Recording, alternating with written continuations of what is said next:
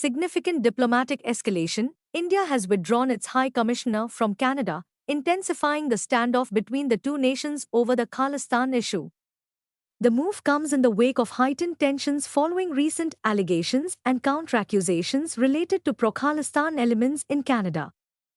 India has decided to recall its High Commissioner to Canada, signaling a sharp deterioration in relations between New Delhi and Ottawa. This follows recent diplomatic clashes, with India accusing Canada of harboring pro-Khalistan activists, an allegation Canada has strongly denied. The roots of this crisis trace back to Canada's handling of separatist groups advocating for a separate Sikh state, Khalistan. Indian officials have repeatedly expressed concerns over what they see as a growing threat from these groups, claiming Canada is not doing enough to curb their activities.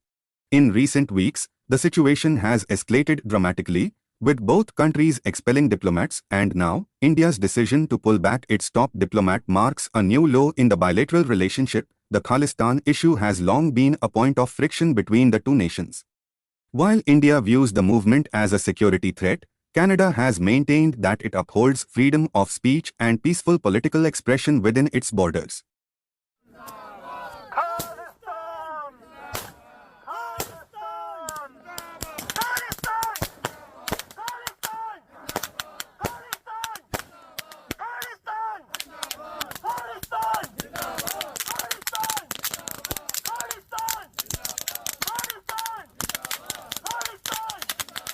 With both sides refusing to back down, the future of Indo-Canadian relations remains uncertain. Diplomatic sources suggest more steps could follow in the coming days if the stalemate continues.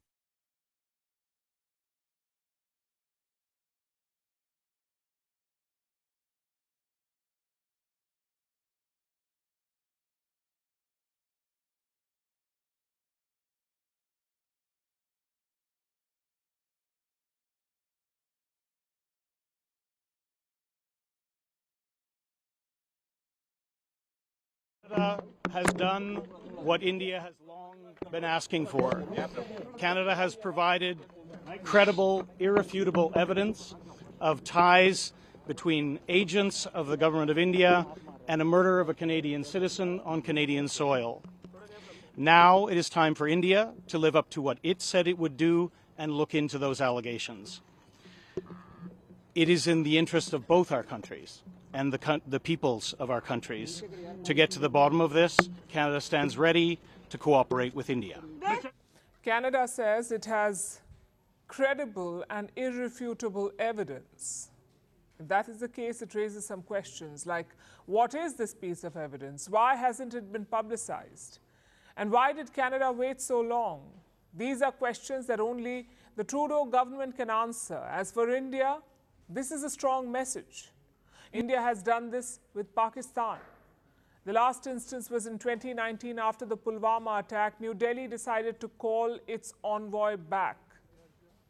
And even today, in 2024, India has no High Commissioner in Islamabad. Of course, with Pakistan, you expect that. But this is a new low for Canada. It tells you how Justin Trudeau has hurt this relationship. And it's not over yet.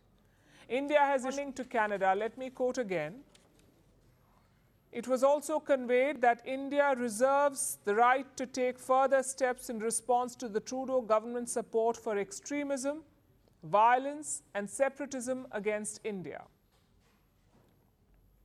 Like I said, it's not over yet. Canada Pakistani buddy Jagmeet Singh has dumped him. This is the internal politics of Canada. As you know, Jagmeet leads the NDP, or the New Democratic Party. That's his political party. Justin Trudeau needed their support to stay in power. It's a coalition government.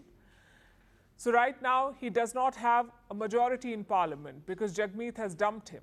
If elections are held now in Canada, Justin Trudeau would lose. Look at what the opinion polls say. Nearly 43% Canadians back the Conservative Party, that is the opposition. Only 22% support Justin Trudeau. What about Mr. Khalistan? Even worse, at 18%, that's his support base. Again, Prime Minister Trudeau's hostility to India has long been in evidence.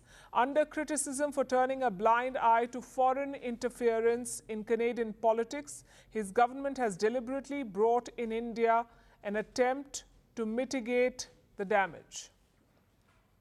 It is no coincidence that it takes place as Prime Minister Trudeau is to depose before a commission on foreign interference.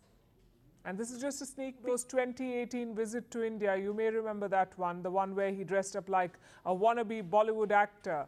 It also talks about his comments on the farmers' protest in India. It even mentions his alliance with Jagmeet Singh. If you follow Indian reactions, Indian diplomatic reactions, you would know that this statement is quite unusual. Our statements never go into this kind of detail, nor do they delve into domestic politics of other countries. Which makes one thing quite clear: a man designated as a terrorist by New Delhi. What's more, he gave no evidence.